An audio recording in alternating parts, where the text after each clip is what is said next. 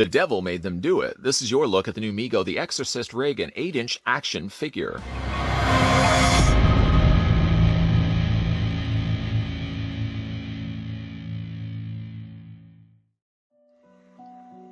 Marty Abrams, aka the father of the action figure, has relaunched these figures in response to the overwhelming demand. Mego Corporation is started by his father David Abrams in 1954 and named by his younger brother Howard, who would say Mego too. Howard later became head of sales for the company. Mego Corporation has sold over 20 million of its now standard 8-inch action figures worldwide, and Mego Corporation is proud to take over that fine heritage today.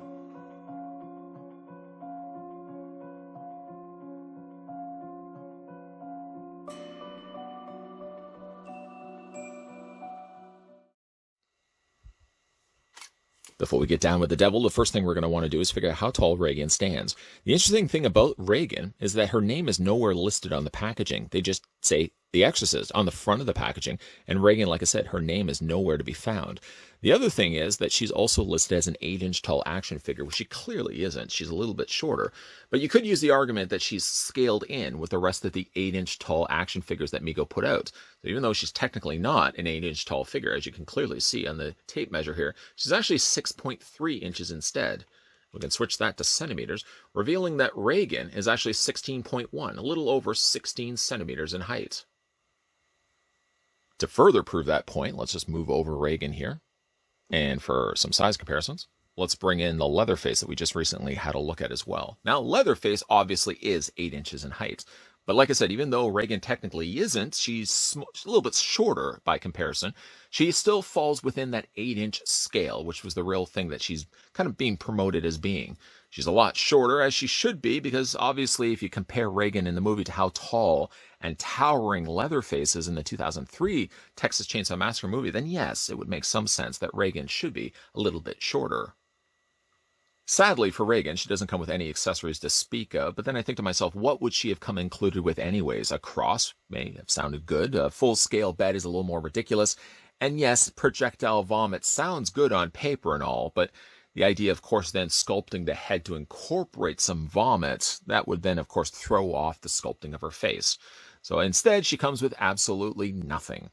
Picking the figure up and having a closer look at her, though, she is, like I said, a lot smaller, as you already saw in the opener of this review, and she is quite gnarly looking.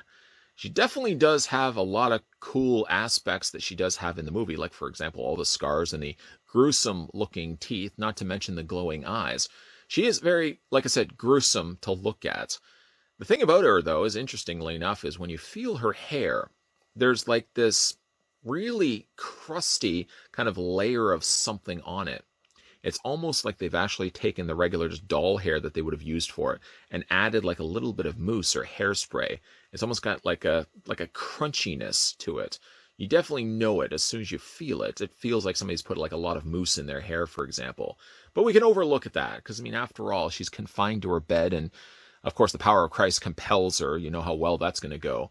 I do think the head sculpt, like I said, is pretty good all around. I might even just say she's a little bit better than Leatherface, although, again, that's not the context of the same movie and two different characters altogether. I do like the discoloration also from her skin. That happens to make appearances everywhere on her body, even down to her arms and down to her feet and legs. She is all this kind of bluish tinted skin. Of course, most of it is concealed and hidden by the fact she's got her nightgown, which, as you can see, is a flower print with a Velcro closure along the back. The closure actually doesn't start here. It starts and ends at the section of her waist. If you just lift her hair up, for example, you can take the Velcro and you can undo it. Only enough just to show you, there's the Mego logo as well as made in China. The thing I also wanted to show you as well by opening up the Velcro closure is that this one does possess a ball joint. When we had a look at the Leatherface, I don't recall it actually having any articulation. It may have had it in there, and maybe it was just really, really tight. Now, you remember as well, Leatherface also had a bit of a stomach, and maybe that's one of the reasons why maybe at the end of the day it had to forfeit a little bit of articulation.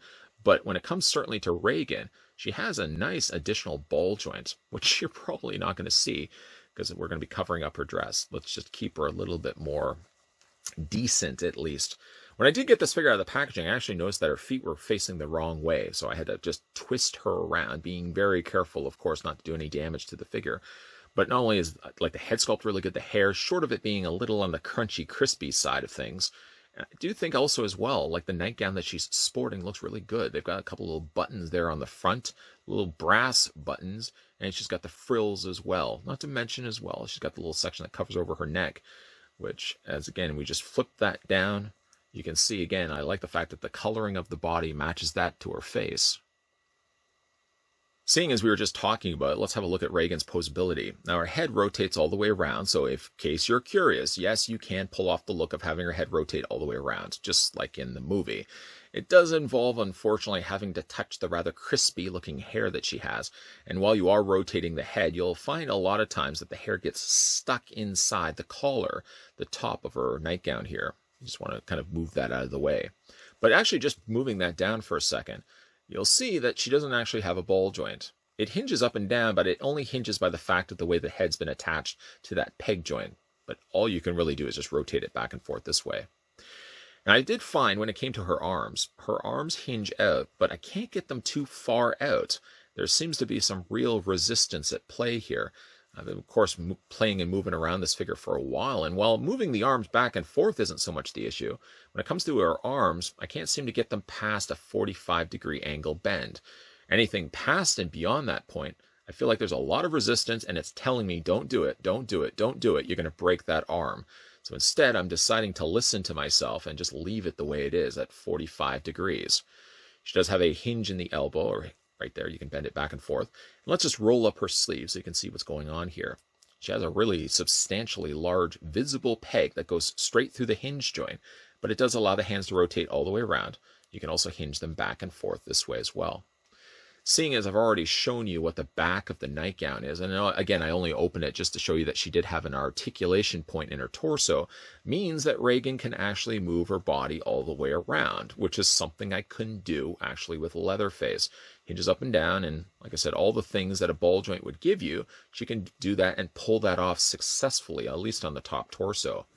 The legs split out, but yeah, one downside, unfortunately, being the fact that the nightgown robe that she has is so tight, you can't bring the legs out any further than what's going on right now. You can move the legs forward and back just a little bit, but there's really not a lot of clearance going on underneath the fabric. The fabric really does keep things nice and tight.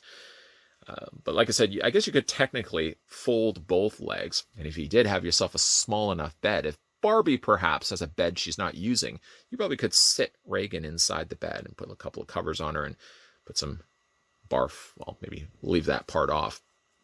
She does have a bend at the knee, both knees. Let's see if I can actually lift this up so you guys can see. See single hinges just on the knees. You can rotate the tops of the legs, and she does have articulation on the feet as well. There's what her feet look like. Very blocky looking shoebox style feet, but at least they did sculpt in the toes. It's a decent looking Regan, actually. In some ways, I think it's an actual better figure than what we did get with Leatherface. I think maybe it's for the fact that Leatherface, I wanted him to be such a good-looking figure. And I know when it comes to Mego releases, there's limitations when it comes to the sculpting. I don't feel like Leatherface really all that great of a head sculpt. It was close enough. But I feel like Regan might actually be the better-looking head sculpt and the better-looking figure of the two that we've looked at so far. Still, I find it a bit odd that Regan's name is nowhere to be found on the front or the back of the card. Mego decided very predominantly to put Exorcist, the name of the movie, and yet the character's name, Regan, is nowhere to be found. Now I'm starting to second guess myself. Was Leatherface even on the card when we looked at that figure, or did it just say Texas Chainsaw Massacre? I know fans of these movies would automatically identify who these characters are, but maybe I think to the casual collectors that maybe aren't familiar with The Exorcist would maybe like to know who this character is. I feel like putting Regan's name in there was a no-brainer. Despite that, though, the Texas Chainsaw Massacre Leatherface that we looked at before from the 2003 movie, I feel would divide fans. People that like and still collect Mego and people that don't like Mego would probably dictate who would be picking up that figure versus who wouldn't be. Regan, I feel, is the opposite to that. While she, I feel, is a better-looking figure sculpt-wise, and the paint on the figure's face, I think looks better and a little bit more realistic than Leatherface did. I feel like even if you don't like Mego, you may be inclined to pick up Regan, because she fits pretty good with the other 6-scale horror figures. If you are a big fan of 6-scale horror figures, she's not quite the proper scale. I feel like she should be a little bit taller. But for the time being, as a temporary stand-in, I'm looking to display Regan here, maybe even sitting like this with her head spun around, on display with the rest of my 6-scale horror figures. Let me know down below in the comment section whether you picked up the Mego Regan for yourself, or based on this review, what do you guys think of the figure? Also, for the video question of the day, for this specific video, let me know down below, what horror character would you like to see Mego make next? Of course, keeping in mind, as of late, they're picking up a lot of different licenses, ones ranging from Jeepers Creepers Creeper all the way smaller down to Chucky from Child's Play. Chucky, I already know, is going to be not even proper scale to the way he looks in the movie, but I wonder if he's probably using the exact same body as Regan, because they're looking about the same height. Eventually, when that figure does show up, because I've already pre-ordered him, I ordered him online, he should be coming soon, I'll do a comparison between the Chucky and the Regan, so that you guys can see. If you are new to the channel and you're liking all the content you're seeing, consider the idea of hitting the subscribe button down below. Consider as well spinning your head around to that bell notification. Just don't projectile vomit, if you please. That already takes me a lot to clean and sanitize that every single time. I don't have to worry about barf being all over it as well. Just know as well, Monday to Friday, 12 p.m. and 2 p.m. Eastern Standard Time, new videos will be popping up on his channel. And yes, there are going to be more Mego reviews lined up and coming your way. As always, guys, thanks for watching. I'll see you next time.